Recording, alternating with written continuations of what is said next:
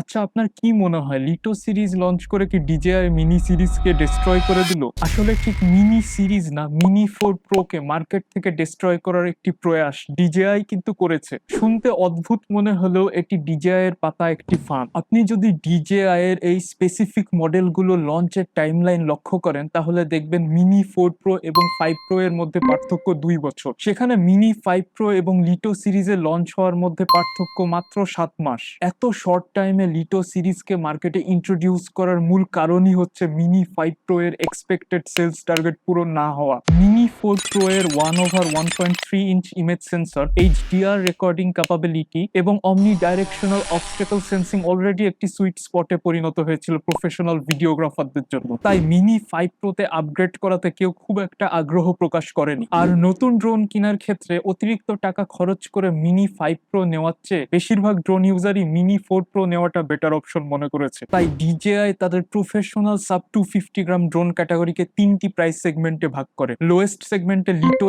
X1, middle সেগমেন্টে mini 4 pro এবং premium সেগমেন্টে মিনি 5 প্রো। এখন কারো যদি মিনি 4 প্রো কেনার সামর্থ্য থাকে তাহলে তার হাতে দুইটি অপশন, হয় 21,000 টাকা সেভ করে সেম স্পেসিফিকেশনস এর লিটো X1 নেওয়া, অথবা বাজেট 16,000 টাকা বাড়িয়ে ওয়ার্ল্ডের বেস্ট সাব 250 গ্রাম ড্রোন মিনি 5 প্রো নেওয়া। মানুষ কিন্তু ডাউনগ্রেড করার চেয়ে আপগ্রেড করতে বেশি পছন্দ করে। তাই আগে যাদের মিনি 5 প্রো কেনার সামর্থ্য থাকা সত্ত্বেও মিনিমাল স্পেক ডিফারেন্স আর কিছুটা টাকা সেভ করার জন্য যারা মিনি 4 প্রো প্রিফার করতো তারা কিন্তু এখন মিনি 5 প্রোই নিবে শুধুমাত্র প্রো স্ট্যাটাস বজায় রাখার জন্য। ডিজেআই কিন্তু কাস্টমারদেরকে এই ফাঁদে ফেলতে চেয়েছে। 2023 থেকে 25 সালের মধ্যেই কিন্তু ডিজেআই ম্যাক্সিমাম প্রফিট এক্সট্রাক্ট করে নিয়েছে মিনি 4 প্রো থেকে। তাই মিনি 5 প্রো এর সেলস বাড়ানোর ক্ষেত্রে মিনি 4 প্রো একদম পারফেক্ট ক্যান্ডিডেট ডিকয় হিসেবে স্যাক্রিফাইস করার জন্য। আর এই স্ট্র্যাটেজি কিন্তু কাজও করেছে। 2025 সালের কোয়ার্টার 4 এ মিনি 5 প্রো লঞ্চ হওয়ার পর এর মার্কেট শেয়ার ছিল 30%, যেখানে মিনি 4 প্রো এর মার্কেট শেয়ার ছিল 70%।